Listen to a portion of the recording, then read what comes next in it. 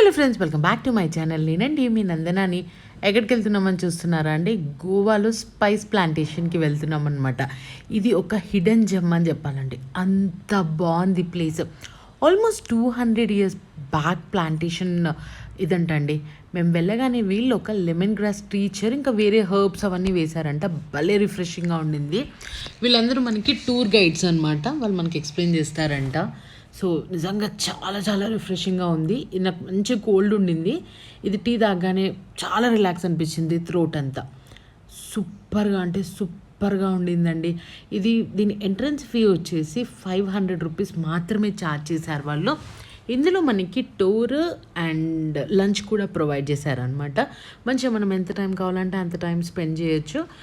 Almost buffet టైప్లో ఉండింది lunch. ఇదంతా కూడా ఆల్మోస్ట్ 130 ఎక్కర్స్లో ఉందంట అండి. ఇది మనకి సౌత్ గోవాలో పొండా అనే ప్లేస్లో ఉండిందనమాట. ఈ మధ్య చాలామంది వెళ్తున్నారు ఈ ప్లేస్కి. అలానే నేను చూసి వెళ్ళాను. నాకు చాలా చాలా నచ్చింది. సో మీతో కూడా షేర్ చేసుకుందాము అన్నట్టు అనిపించింది అనమాట. అంటే వీళ్ళ నమ్మకం ఏంటి అంటే ఈ నేచర్లో బ్రతకడానికి మనకి ఎంత హక్కు ఉందో, అంటే హ్యూమన్ బీయింగ్స్ ఎంత హక్కు ఉందో చెట్లు చేమలకు కూడా అంతే హక్కు ఉంది అని చెప్పేసి చాలా ప్రౌడ్గా చెప్పుకుంటుండే అనమాట. ట్రూ కదా, నిజం కదా అది అన్నట్టు అనిపించింది. మంచిగా మొత్తము ఫామ్ అంతా ఇట్లా వాటర్ అంతా ఫ్లో అవుతున్నాయి అనమాట. ఇవి మౌంటైన్స్ పైనుంచి వస్తాయంట అండి వాటర్. సూపర్ న్యాచురల్గా భలే ఉంటాయంట వాటర్. బట్ మేమైతే ట్రై చేయలేదు, ఎవరు కూడా ట్రై చేయట్లేదు అక్కడ. కానీ ఆ వాటర్ చూస్తుంటే, ఆ ఫ్లో చూస్తుంటే మేము వెళ్ళిన రోజు వర్షం పడుతోంది. సో ఫుల్ హెవీ ఫ్లోతో వర్షం అండ్ ఫుల్ చుట్టూరుగా గ్రీనరీ భలే బాగుండిందనమాట. ఇవన్నీ మనకి లవంగాల చెట్లు, ఇలాచీ చెట్లు అవన్నీ ఉన్నాయన్నమాట. మనకి పెప్పర్ ఎట్లా వస్తుంది, ఇది పసుపు చెట్లు అనమాట. పసుపు ఎట్లా వస్తుంది అవన్నీ వాళ్ళు మనకి చాలా నీట్గా ఎక్స్ప్లెయిన్ చేస్తుండే. ఇక్కడ 2 లాంగ్వేజెస్లో గైడ్స్ అయితే మనకి అవైలబుల్గా ఉన్నారు. ఒకటేమో హిందీ, ఇంకొకటేమో ఇంగ్లీష్. మనకి ఏ లాంగ్వేజ్లో కావాలంటే ఆ లాంగ్వేజ్లో మనం వాళ్ళని చూస్ చేసుకోవచ్చు అనమాట. వాళ్ళు ఒక గ్రూప్ ఆఫ్ పీపుల్ని తీసుకెళ్ళి ఎక్స్ప్లెయిన్ చేస్తున్నారు వాట్ ఏ చెట్టు ఏంటి అనేది, ఎలా పెరుగుతాయి, ఎన్ని రోజులకి మనకి క్రాప్ వస్తుంది, దాన్ని మనం ఎలా మెయింటైన్ చేయాలి, మనం మార్కెట్లో స్పైసెస్ కొంటే ఎలా చూస్ చేసుకోవాలి అనేది కూడా వాళ్ళు మనకి ఇన్ఫర్మేషన్ ఇస్తున్నారు. ఆ ట్రిప్లోనే అంటే వాళ్ళు మనతో స్పెండ్ చేసి ఆ టైంలోనే ఇన్ఫర్మేషన్ అంతా కూడా ఇస్తున్నారు. అండ్ వాళ్ళకు కూడా చాలా మంచి నాలెడ్జ్ ఉందన్నమాట. అంటే ఏదో బట్టేసి చెప్పేసామా అన్నట్టు కాకుండా చాలా మంచి నాలెడ్జ్ ఉంది. చాలా నీట్గా ఎక్స్ప్లెయిన్ చేశారు. ఇది కాజుతోటి ఫెన్నీ అని చేస్తారు కదా, అది తయారు చేసే ప్లేస్ అంట. మెషినరీ అదంతా కూడా చూపించారు. వీళ్ళ దగ్గర అది దొరుకుతుంది కూడా. ఇదంతా కూడా మనకి పెప్పర్ చెట్లు అనుకుంటాండి. పెప్పర్ చెట్టు అలా మంచిగా ఉండిందనమాట.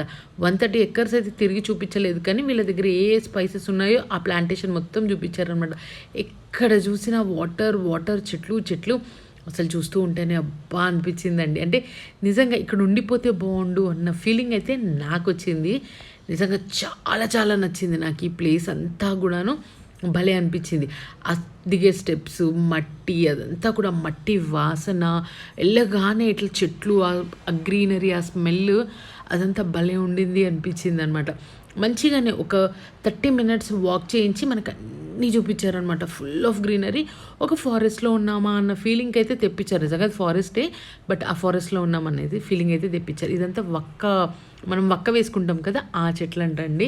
అవి మనకి ఆ రౌండ్స్ కనబడుతున్నాయి కదా, దాన్ని బట్టి మనం ఏజ్ గెస్ చేయగలుగుతామంట వాటివి. అండ్ ఒక చెట్టుతో ఒక చెట్టు పాకేస్తారంట అండి. అంటే అంత ఫ్లెక్సిబుల్గా ఉంటుందంట. ఇదేమో లవంగాల చెట్టు. ఇది ఆల్మోస్ట్ 6 to 7 years తర్వాత వస్తుందంట మనకి. ఇలానే వీళ్ళ దగ్గర కాఫీ ప్లాంటేషన్ ఉంది. కాఫీ బీన్స్ అవైలబుల్గా ఉన్నాయి. ఇదంతా కూడాను కాఫీ బీన్స్ ఆ టైప్లో ఉన్నాయి అనమాట. బాగా అనిపించింది నాకు. నిజంగా ఇక్కడ ఎక్కువ నచ్చిందంటే ఈ వాటర్ అండి. ఎక్కడ పోయినా కూడా వాటర్ అయితే కనబడుతుండే భలే అనిపించింది చూస్తుంటే. చూడండి అసలు ఎంత బాగుందో. ఇది కూడా మనకి ఆ వక్క చెట్లు వైట్గా ఉన్నాయి కదా, వీటిని కౌంట్ చేస్తారంట. దాన్ని బట్టి ఆ చెట్టు ఏజ్ వాళ్ళు చెప్తారంట అండి, అది ఎంత ఏజ్ ఉంది ఏంటి అనేది. ఇదంతా కాఫీ ప్లాంటేషన్. అయితే ఇక మనం లంచ్ ప్లేస్కి వెళ్దామండి. వాళ్ళు మనకు ఒక 10 ml ఈ ఫెన్నీ అనేది ఇచ్చారనమాట. ఇది కైండ్ ఆఫ్ కాజుతో చేసిన ఆల్కహాల్ అంట. అండ్ మనకి లంచ్ వచ్చేసి మంచిగా చికెన్, ఒకటి ఫిష్ పులుసు లాంటిది ఇచ్చారు. ఇదేంటో నాకు అర్థం కాలేదు. అది గ్రేవీ లాగానే ఉంది. ఇది ఫిష్ పులుసు. మనం మనం చేసుకున్నట్టు కాకుండా కొంచెం డిఫరెంట్ స్టైల్‌లో ఉన్నాయన్నమాట. మంచి పుల్కాస్ ఇచ్చారు. Phulkas was really good. అంటే చాలా సాఫ్ట్‌గా ఉన్నాయి.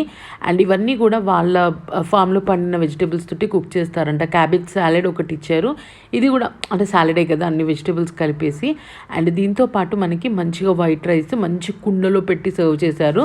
అండ్ కొబ్బరి చిప్పల అవి స్పూన్స్ ఉంటాయి కదా, ఆ స్పూన్స్ తోటి సర్వ్ చేశారనమాట. ఇది పప్పు వాజ్ యమ్ అండి. అండ్ పక్కన ఉన్నది క్యాబేజ్ పొరియల్ అంటాం కదా, క్యాబేజ్ కర్రీ.